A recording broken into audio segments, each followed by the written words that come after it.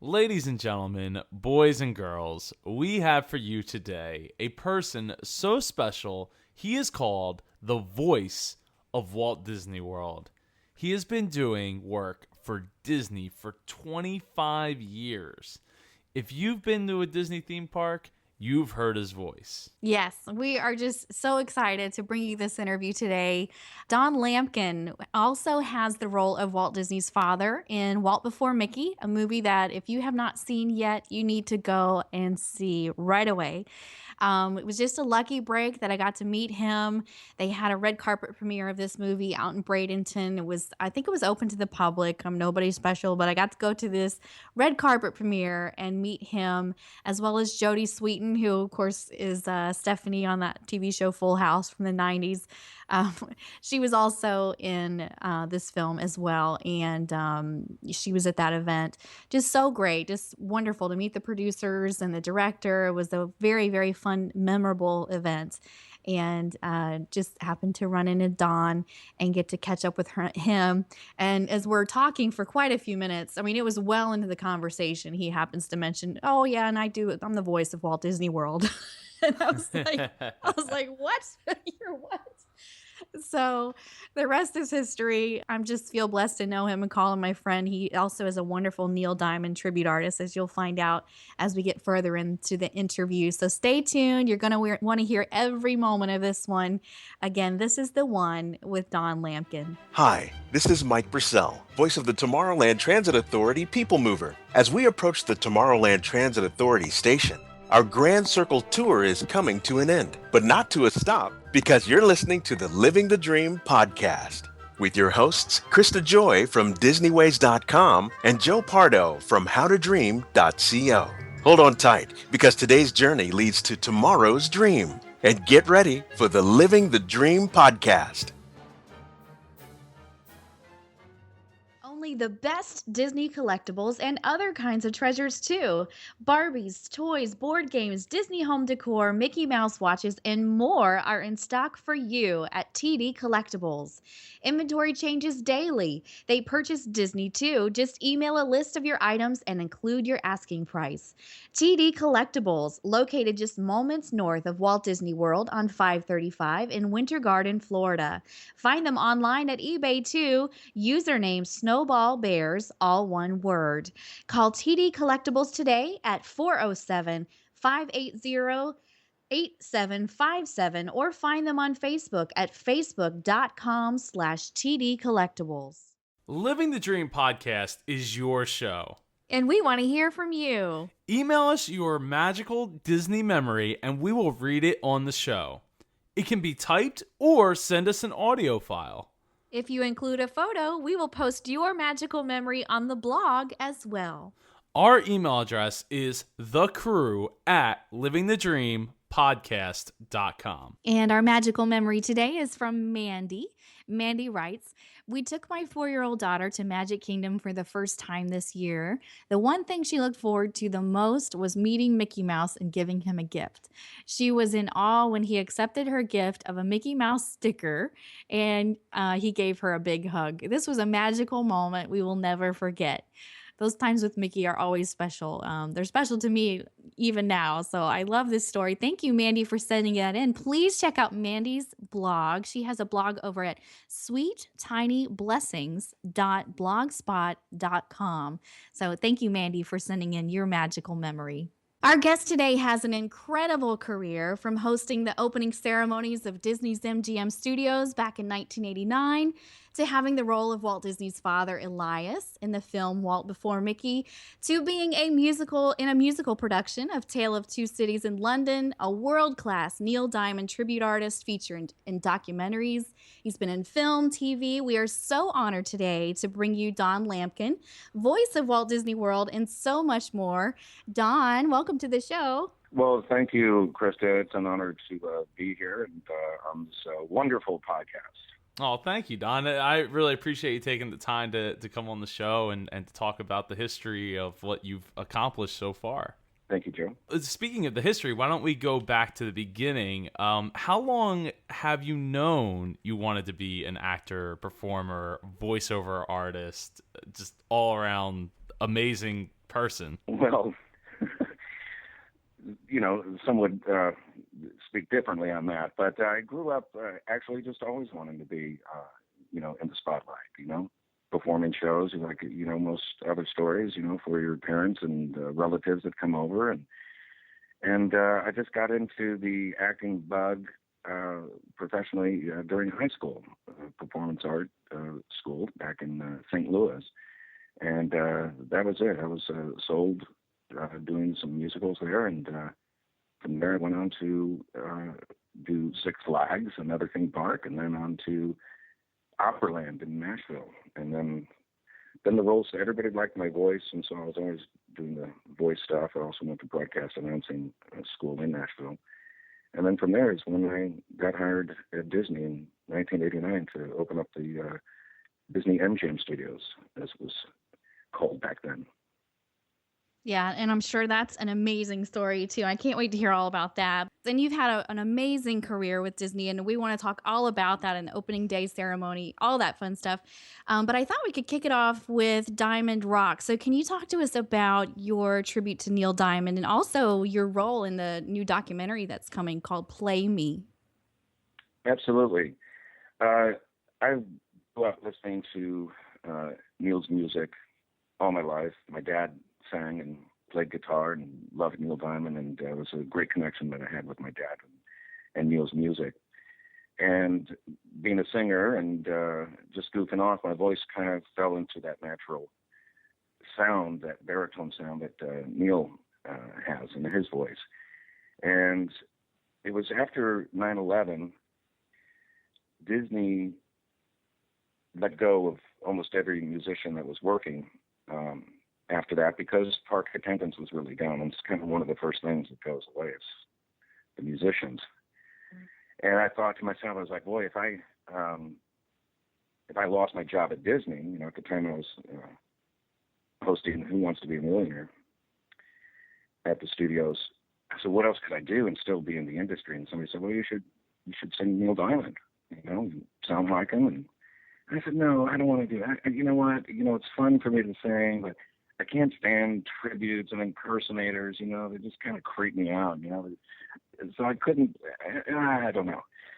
But I started doing some investigation and online, and nobody had the big tribute band, the big band, that concert band that you see Neil Diamond in the arenas, Mm-hmm. Yeah. So I assembled a 13-piece band together, had all the music scored.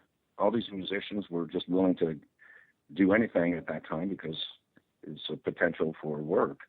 So I grabbed these Disney musicians, all top musicians, and a great arranger, and we started doing this Neil Diamond tribute. And I said, this is the difference that's going to be in my tribute, is I'm going to talk about Neil between songs. My stories about Neil Diamond, my personal stories, One that I share is Neil sent me the guitar that I use on stage personally. So once the audience gets that I'm a big fan of Neil's music, as they are to pay tickets to hear his music, it becomes a big celebration. So with this, Diamond Rocks, and the success of this, because we've been performing all over, and the furthest north is Alaska, performing this 13-piece tribute to Neil's music, and New York, all over Florida, the Villages mostly. Every year we're at the Villages, 2-4 sold-out shows every year. So they're a terrific audience, and certainly built in for this type of tribute. I have a nice website too, diamond-rocks.com, and this producer looked at the website and contacted me and said, hey, this has been my lifelong passion to do a film. He said, I've already done other films, but to do a film, a documentary on strictly Neil Diamond tributes from around the world. So he said there's tributes in Australia, Dublin, London, Malta, Chile, Canada. There's a guy in Vegas, of course. And he said, I want your band, Diamond Rocks, to represent Southeast United States. Wow. So we're almost at the completion of this filming of the documentary. They did come out and film my entire show, and they're pulling clips. They interviewed me separately. They also interviewed my mother, who They seemed to fall in love with her because she was at the concert, and I made a big deal that my mom was in the audience, and so they captured her as well. But we're finishing up the filming in Massachusetts, coming up on the 14th, and there will be 5 Diamond tributes on stage at one time. It's kind of the finale of the film. But so this producer, Steve Tatone, has been all over the world capturing everybody's performances and doing the interviews. But this is what's most important about this. This is what's most important about this movie. Number one, it's called Play Me movie, and Play Me is a Neil Diamond song. It's not about who's the best tribute, who looks like him the most, who sounds like him the most, because the other tributes, they really don't look like Neil Diamond nor sound like Neil Diamond. I think I'm the closest one to vocally being there. Another guy that looks more like him.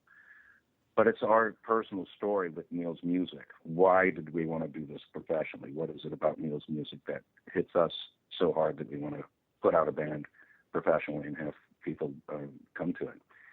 So everybody's got their own Neil Diamond story. I'm sure you have a Neil Diamond story. It's funny when you do the show, everybody has their own Neil Diamond story they want to tell me, or sing like Neil Diamond to me. Their version of how Neil sounds. So, but it's a terrific project. It's been going on for well over a year. Like I said, we're just about to complete the film, and then the premiere is going to be in Vegas in April 22nd. There's going to be a Diamond Fest, is what he's calling it. It's 3 days. The first night will be the premiere of this documentary.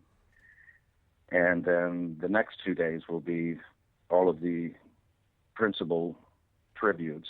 13 of us in this film will be performing on the stages there in Vegas, doing our versions of our tributes.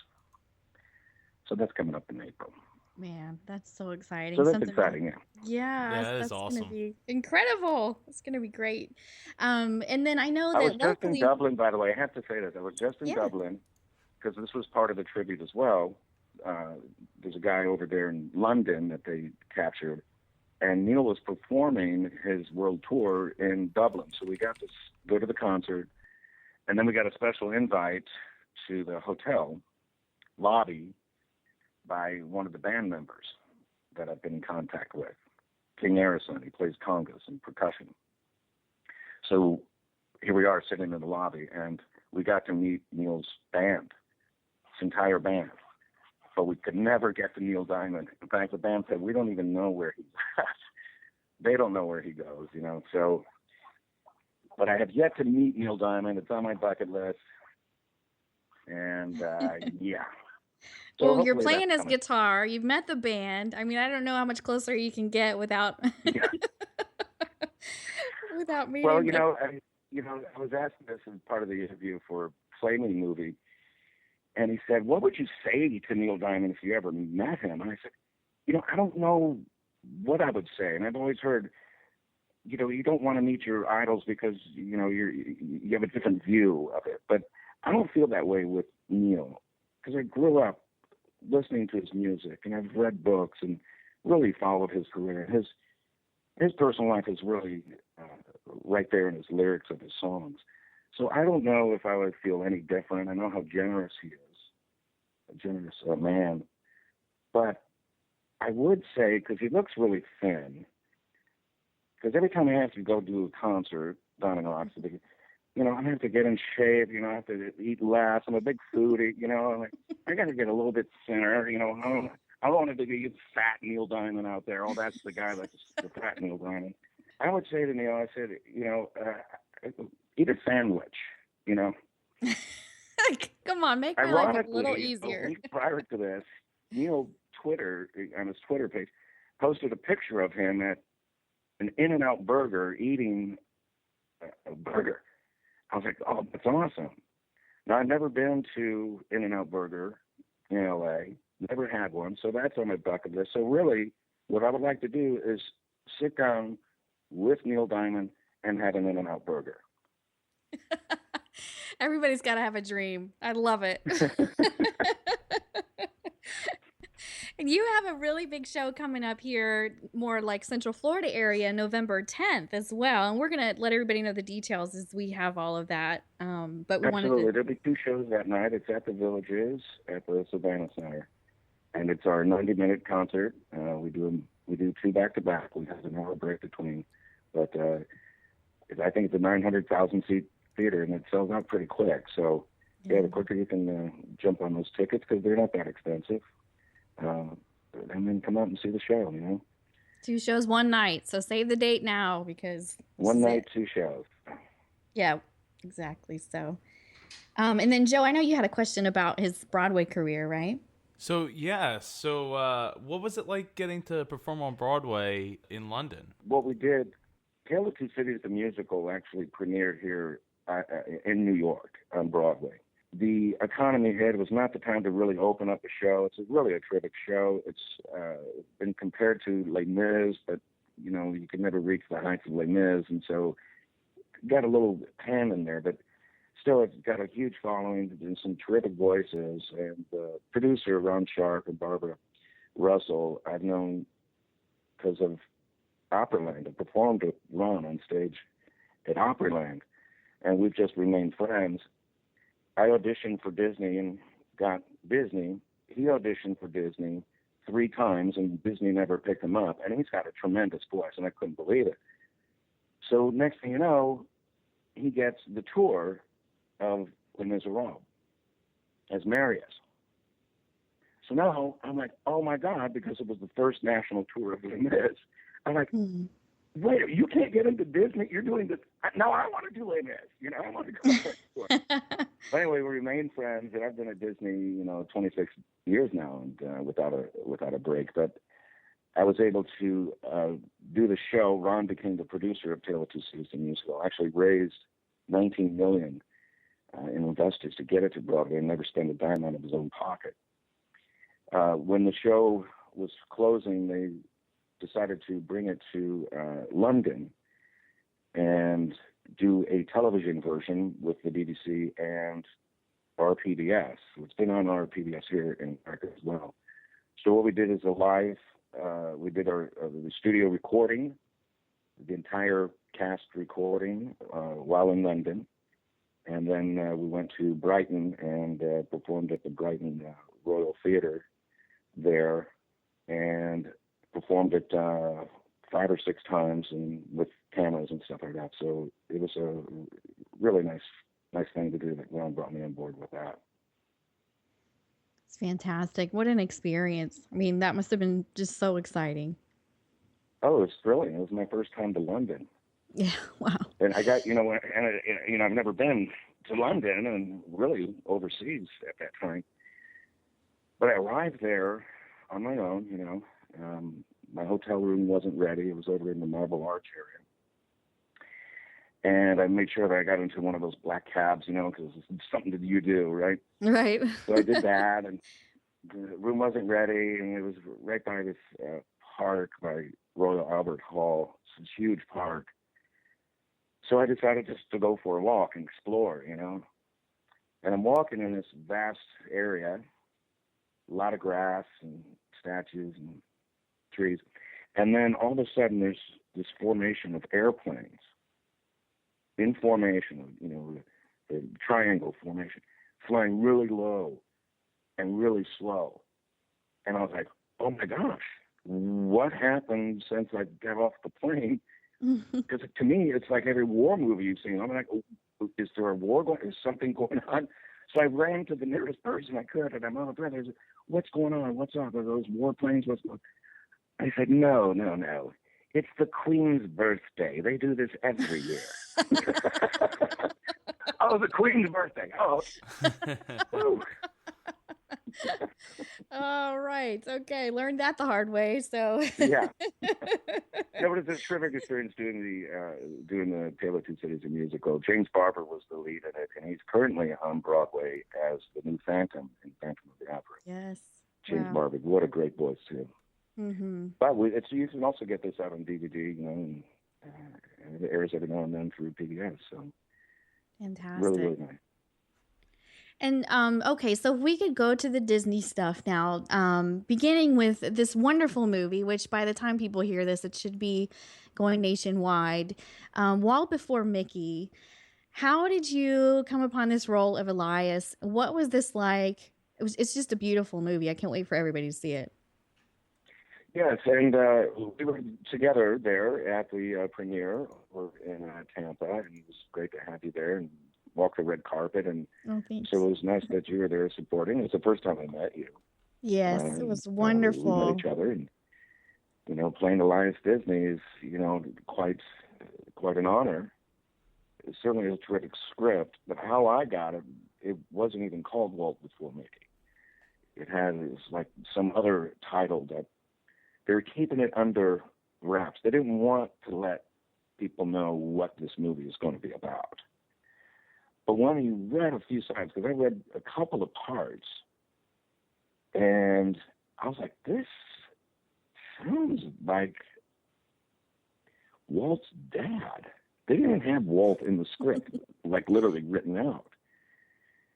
So I said, it sounds a little like this is a Disney thing, So I read for another role, a little bit more straight, and then Elias was just a little bit more character, and I really kind of pushed for that. I like the character.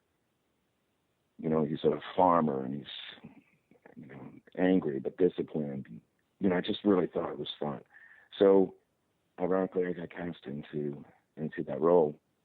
And the big irony is, his father beat up on Walt when he was younger. I think a lot of people did that growing up in that time period. I drove a 1908 Ford Model T as well. That was an experience. But yeah, I'm with Walt when he's 7 years old through his 9th or 10th birthday. So it's those early years. The irony is that I've been working for Disney for 26 years, and here I am beating up young Walt. I'm like, is this going to jeopardize my job at Disney? Because nobody wants to see that. But great experience, and some really terrific people to work for. Frank Licari is in this film. He's one of the producers. And Kyle Lee was the director, and just really, really terrific people to work for. And a really huge following on Disney and Walt's life. And this film delivers, and it looks filmed wonderfully. The cinematography is just really amazing in it. Mm-hmm. And really great acting performances as well. It's wonderful. And you are very intimidating in this movie. And it's so funny because he's such a sweet guy in real life. You're not going to believe it's the same guy. Well, I wanted something different for my acting reel, and that's certainly... You're stretching your acting muscles there, for sure. Yeah. I'm proud to be a part of this film, so I'm very happy. Other films I've done, I wouldn't say anything about, but this one, I'm proud of. Well, speaking of other films, would you like to go into your roles in Nashville and Mean Girls 2? Well, I was the father in Mean Girls 2. It was a sequel, I guess, to Mean Girls. We thought it would take off, but it does fine. We shot it in Atlanta. I played the billionaire father, snob, but really kind-hearted. It was a great experience, shooting in Atlanta and shot that film. And Nashville came along, ABC's Nashville. Auditioned actually here in Orlando, and next thing you know, I'm flying into Nashville because that's exactly where they shoot it. And, wow.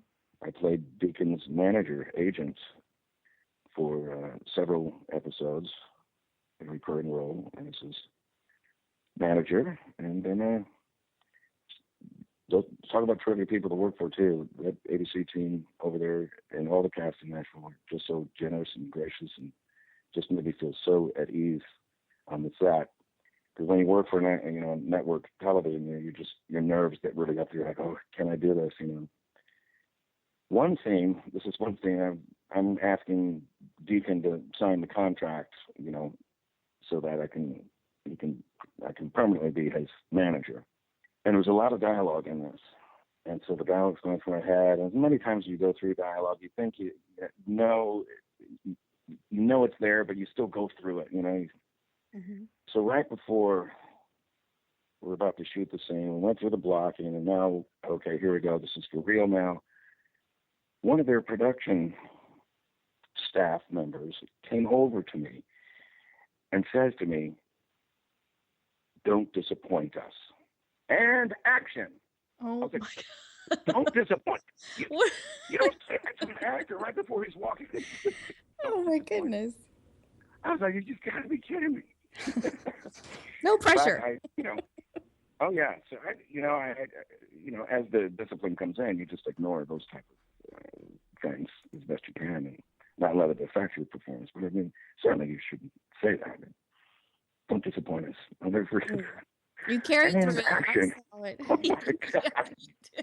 How about good luck, break a leg, Right. we're counting on you, don't disappoint us. You did a great job. I watched the demo reel. You can't tell that he said that to you at all. You're great. So Well, thanks. now I know you're still doing work inside the Disney parks. But can you tell us about your memories from hosting opening ceremonies at MGM? This is amazing. Well, yeah, MGM, I was there a couple months prior to the opening in May of '89.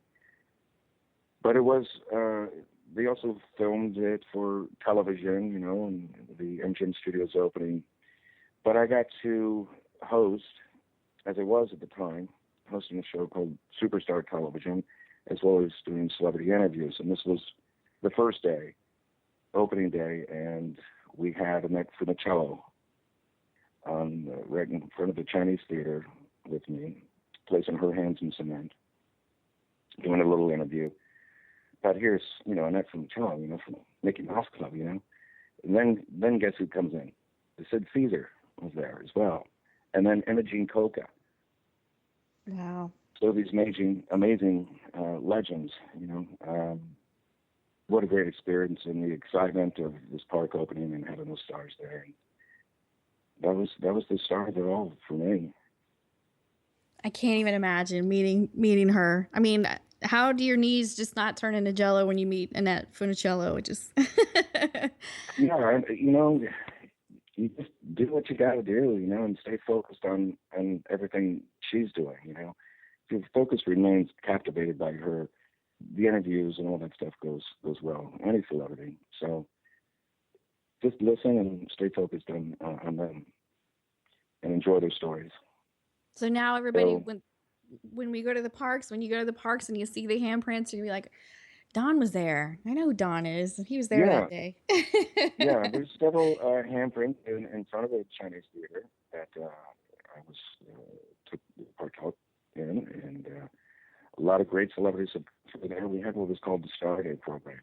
It lasted about 10 years, but basically it was a star from television or film would be there, actually for 5 days, but they still called it Star a Day because new people come in the next day. But some of the celebrities that we've had over the years have been just tremendous. Gosh, I was looking at the list too, and I there's a lot of people that are just really, really just icons in television and movies, and some of these people, unfortunately, we've lost a lot of them, but just really big right. stars. The big Hollywood stuff, like Mm-hmm. it's Charisse, Ginger Rogers. Oh my gosh, that was a tremendous interview. Ginger Rogers at the time, she couldn't walk. She was wheelchair bound, and she had just come out with her biography, so her book was on hand to purchase. And we're doing an interview, and it's over at the Theater of the Stars. You know how big that is. That's where we all did the celebrity interviews. Mm-hmm. And now, as cast members, you can't ask for autographs. You'll get fired. You can't ask the stars for autographs, no matter what. Well, so keep that in mind because I'm getting back to that. She's come down to a wheelchair. I step on the stage and introduce her, and Mickey Mouse wheels her out onto the stage. And this house of almost 2,000 people, standing ovation. And it went on and on. I swear, like 5 minutes. I've never seen anything like it. And here, Ginger Rogers starts bawling on stage, just, crying. And so I went, wow, well, let's get to the interview. And the interview went terrific. And I wheeled her off stage after the interview, went backstage. Again, standing ovation. And I said, thank you, Ginger. It was just a terrific interview and such an honor to meet you. And I bent down and I gave her a hug. And she started crying again. She goes, Donn, you don't know how much I need those, referring to the hug. I was like, wow, here's this legend feeling this way. Well, I took her around the corner, and backstage at this Theater of the Stars was a line of about 50 cast members holding her book. Disney allowed them to have Ginger Rogers sign these cast members' books. Wow. Well, I wonder. This is wonderful. Yeah, that is so sweet. I guess when you're that kind of a legend and a star, people are just afraid to approach you. Yeah. Now, I interviewed Harvey Korman, and Harvey Korman, I will always tribute to the skill that he gave me, yet I didn't know it at the time. He's a funny man, Carol Burnett show, Harvey Korman, Mel Brooks films. So he goes on stage. Now, I always had preset questions, You read the biography, and then I write questions out. And so I have a stack of cards, kind of like James Lipton. And you read the question, and you move on to the next question, So I'm doing this at the very start of the interview, and Harvey goes, what is that? I said, what are you talking about? What's on those cards? I said, well, these are questions for you. These are the questions I'm reading for you. He says, give me the cards.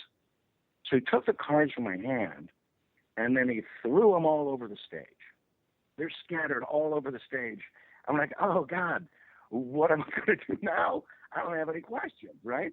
So I got up and started to gather some, and Harvey Korman got up, and he gathered the rest, and he had a whole stack in his hand, and he handed them to me, and then he dropped them again, all the cards. He goes, let's do it without any cards.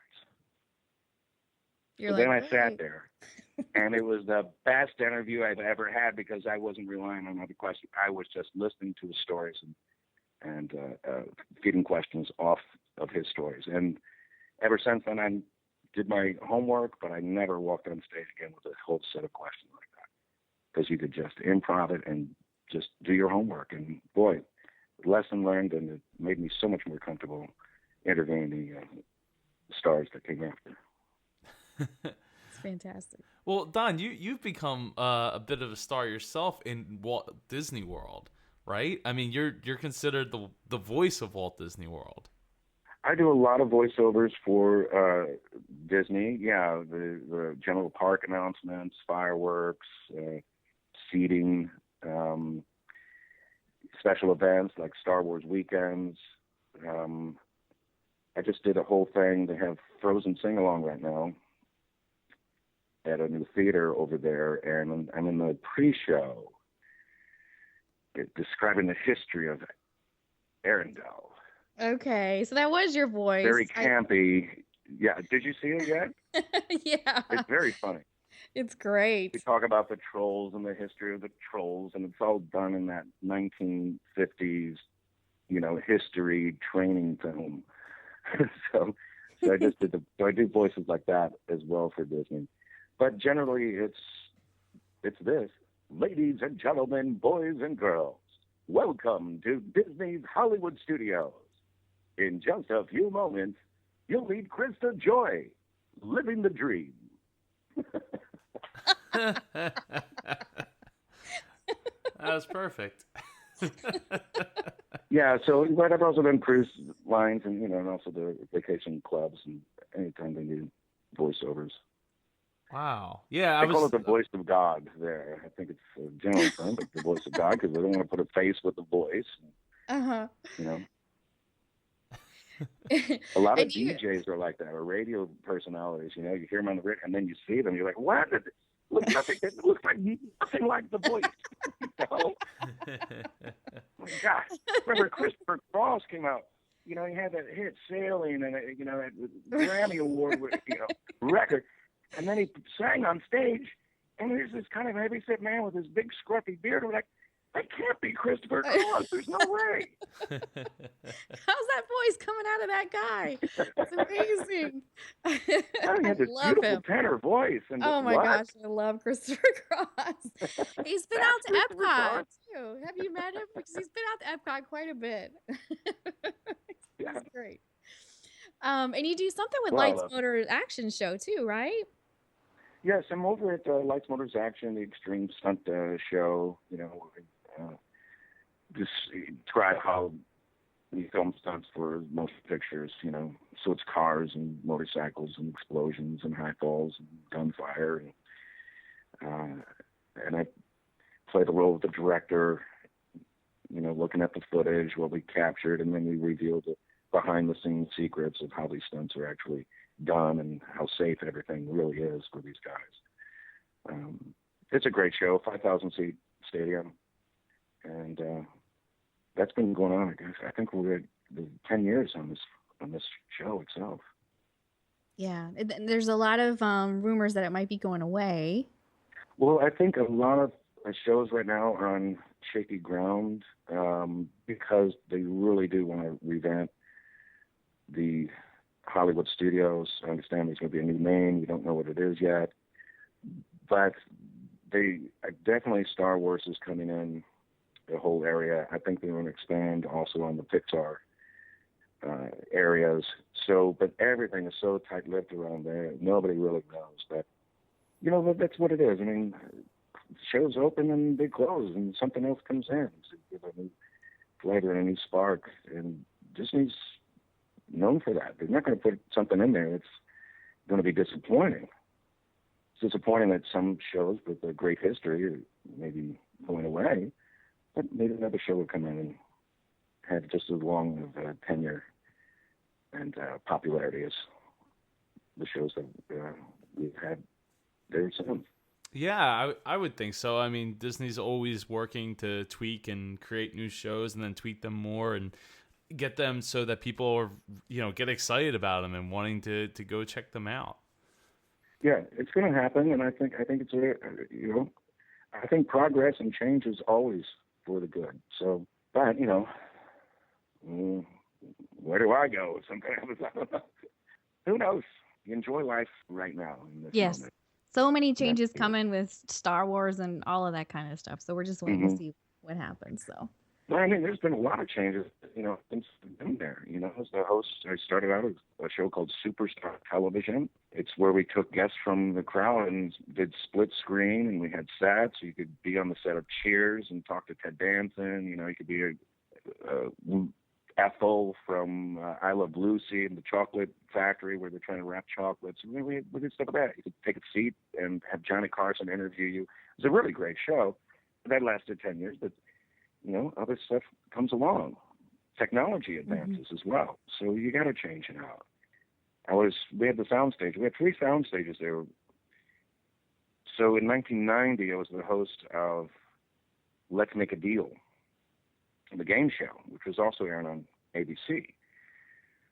But there was 2 sound stages that had to fill up this game show. And I happened to be the host, and we put guests in costumes, and they got to win prizes, and just like the show that you see on television. The soundstage next to me was the new Mickey Mouse Club with these kids that would run in the hallway. And we know who those are, those kids. On my side, where I'm the host of Let's Make, and these kids were Justin Timberlake, Christina Aguilera, Britney Spears.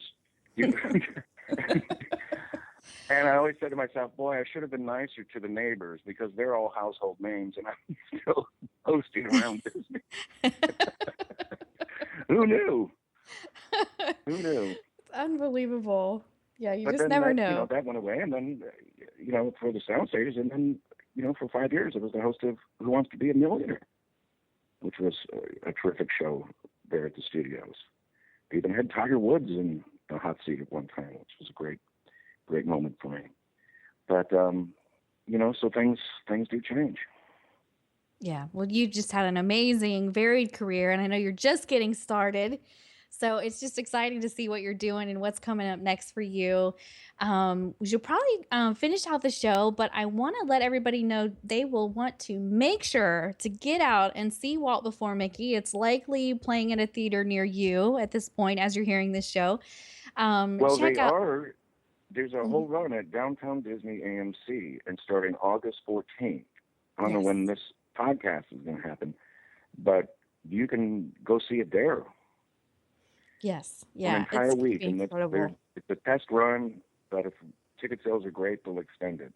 Mhm. So let's get people out there to see Walt Before Mickey at the AMC Theater, Downtown Yes. Disney. Everybody needs to go. And also check out Donn at diamond-rocks.com. Is that how you say it? Or diamond-rocks.com. Diamond-rocks.com. Yeah. And I have a video on there and photos and songs. yes. And we're going to get a busload of people to go out on November 10th to the Villages. So let me know if you want information on that. We're all going to go see Donn in the Villages here in Florida. And we're going to have great photos and links for you in the show notes. So be sure to check those out.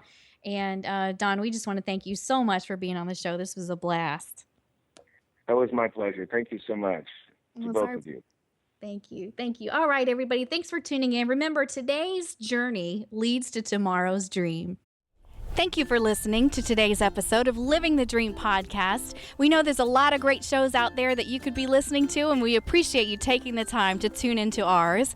Remember to check us out online at livingthedreampodcast.com. The greatest compliment you could give us is going to Stitcher Radio or iTunes and leaving us a rating and review. It helps us get the message out there to other dreamers. It sure does. And until next time, I'm Krista Joy. And I'm Joe Pardo. And remember, today's journey leads to tomorrow's dream.